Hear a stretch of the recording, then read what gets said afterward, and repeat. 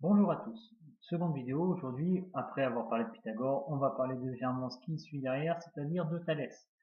Thalès et avec Pythagore, c'est les deux théorèmes qu'on voit essentiellement au collège. Et il faut savoir Thalès, même si son nom fait peur, en réalité c'est pas si compliqué que ça.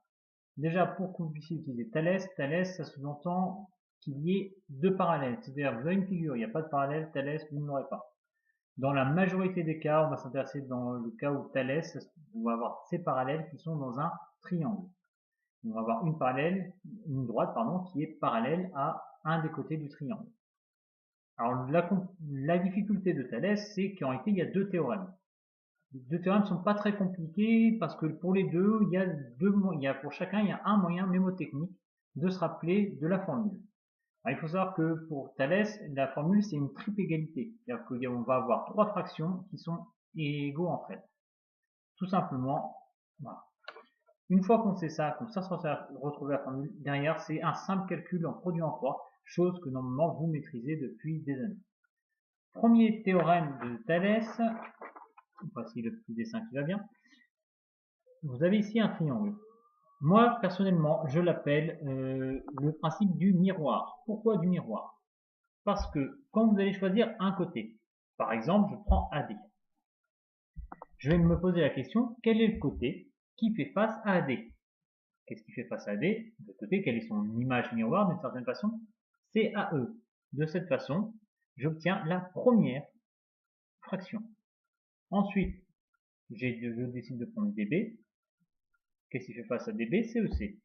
DB sur OC. Et enfin la dernière, c'est le grand côté ici, donc ici AB, qui est en orange. Qu'est-ce qui lui fait face? De l'autre côté, c'est AC. Ma dernière équation, ici AB égale AC. Grâce à ce principe de moyen mémotechnique se rappeler en miroir, des côtés qui sont face, on arrive à sortir cette triple égalité. Alors par contre, attention, il y a un piège dans lequel il ne faut pas tomber.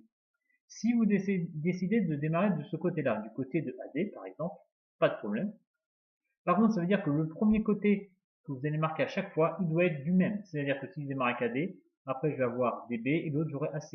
Il ne faut pas intervertir les deux. Vous n'avez pas le droit de démarrer et de dire je fais AD sur AE et de l'autre côté d'inverser. Si vous inversez, le résultat est faux. Hormis ce piège-là, généralement tout va bien. Le plus simple est de se dire je démarre du côté gauche comme dans le sens de l'écriture, comme ça on a peu de chances de se planter. D'accord? Donc ça c'était pour le premier théorème. Le second n'est pas plus compliqué. Et surtout, le second théorème, il est utilisé notamment dans beaucoup d'appareils de nos jours pour le principe du zoom et du dézoom. Sans Thalès, vous ne pourriez pas zoomer sur votre téléphone, sur un ordinateur, ça ne serait pas possible. Alors, deuxième, on a toujours un triangle, pas de problème. Et dans ce triangle, il faut être capable de remarquer qu'en réalité, tout en haut ici, j'ai un petit triangle, et ici, après, en rose, j'ai un grand triangle. Et qu'en réalité, le grand triangle, c'est un agrandissement du petit. Regardez, si je prends là et que je tire sur le trait, que je descends, tac, il viendrait se coller là et j'aurai exactement le même. Ou on peut dire que le triangle vert est une réduction, un rétrécissement du triangle rose. Si ça vous l'avez compris, si vous êtes capable de le voir, le théorème, vous le sortez tout le temps sans aucun problème. Pourquoi? Vous dites, je prends un côté du petit triangle par exemple. Je décide de prendre AD, qui est ici. Je me dis, si j'agrandis, AD deviendrait quoi dans le grand triangle? Si j'agrandis, AD deviendrait forcément AB. J'obtiens donc ma première équation, AD sur AB. Je refais pareil, je prends AE, que deviendrait AE? Tout simplement AE deviendrait AC. Ma deuxième équation, AE sur AC.